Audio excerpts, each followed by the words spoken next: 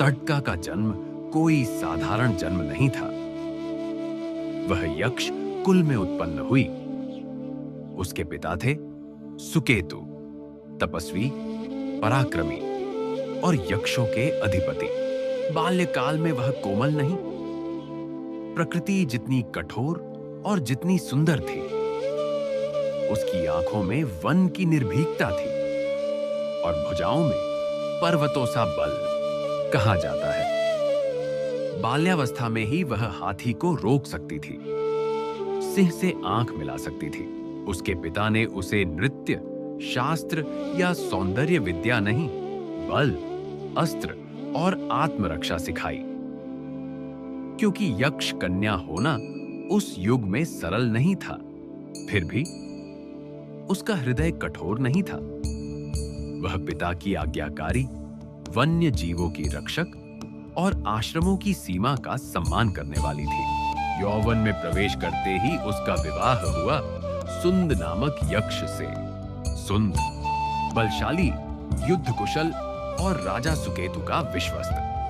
यह विवाह राजनीति नहीं, संरक्षण और संतुलन का विवाह था।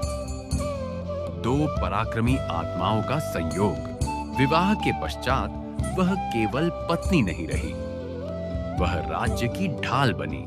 उनके दो पुत्र हुए, मारीच और सुबाहु। उस काल में वह ऋषियों की शत्रु नहीं थी, वनों की विध्वंसक नहीं थी, बल्कि वह एक माता थी, एक रानी थी और वन धर्म की मर्यादा में बंधी स्त्री थी। किंतु यही सुख स्थायी न रहा। समय के गर्भ में एक ऐसा क्षण आकार ले रहा था जो यक्ष कुल के इतिहास को बदल देने वाला था। सुंद यक्ष कुल का वीर और बलशाली, अहंकार और शक्ति से परिपूर्ण। लेकिन भाग्य ने उसे एक ऐसा मोड़ दिया जहां धर्म और तपस्वी का सामना होगा। हे सुंद, यह वन तपस्थल है, यज्ञ का स्थान है। धर्म और मर्यादा का पालन करो, अपनी शक्ति का दुरुपयोग मत करो। सुंद उत्तर देता है, तपस्वी, तुम्हारे शब्द और तप मेरे मार्ग में बाधा नहीं बना सकते। मेरा बल सभी नियमों से ऊपर है। यही अहंकार था जिसने सुंद को विनाश के पथ पर धकेल दिया। अगस्त्य अर्षय अपनी दिव्य शक्ति से कहते हैं, तेज और अहंकार का परिणाम भुगतो। सुंद चौंकता है, लड़ता है, लेकिन शक्ति विफल होती है, धीरे धीरे गिरता है। हे ताड़का, मारीच, मेरा बल सब व्यर्थ। और इस प्रकार यक्ष कुल का वीर सुंद अहंकार और अधर्म के कारण अग्नि और तप के सामने ध्वस्त हुआ। सुंद, मेरे जीवन का आधार, मेरी शक्ति, तुम क्यों चले गए? मेरे हाथों से न्याय छीन लिया गया। अब कोई रोक नहीं सकता।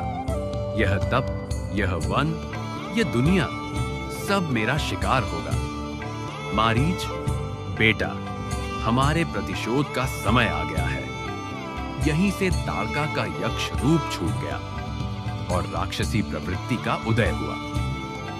वन में भय फैल गया, ऋषियों के यज्ञ नष्ट हुए और इस अधर्म ने राम की चुनौती को जन्म दिया। अधर्म की शक्ति ने वन को घेर रखा। ताड़का, जिसने यज्ञ विध्वंस किए, ऋषियों को डराया, अब राम के सामने खड़ी थी। राम, यह राक्षसी ताड़का है। वह स्त्री रूप में है, लेकिन प्रवृत्ति राक्षसी है। उसका कर्म देखो, रूप नहीं। धर्म की रक्षा करना ही तुम्हारा कर्तव्य है। राम पूछते हैं, गुरुदेव, यदि यह स्त्री है तो क्या मैं शस्त्र उठा सकता हूं? राम, कर्म और धर्म की दृष्टि से देखो। अधर्म को कोई दया नहीं। धर्म की रक्षा हेतु शस्त्र उठाओ। मुझे रोकना, कोई बच न पाएगा।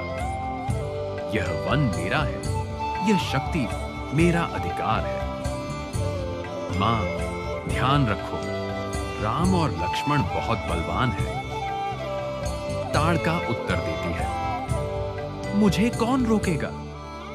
मारीच, हमारी शक्ति की जय। राम धनुष उठाते हैं, और कहते हैं, ताड़का, अब तुम्हारा अधर्म समाप्त होगा। तुम्हारा क्रोध और अहंकार ही तुम्हारा शत्रु है। देखो राम, तुम मेरे मार्ग में टिक न सकोगे। रणध्वनि बजती है। राम बाण छोड़ते हैं।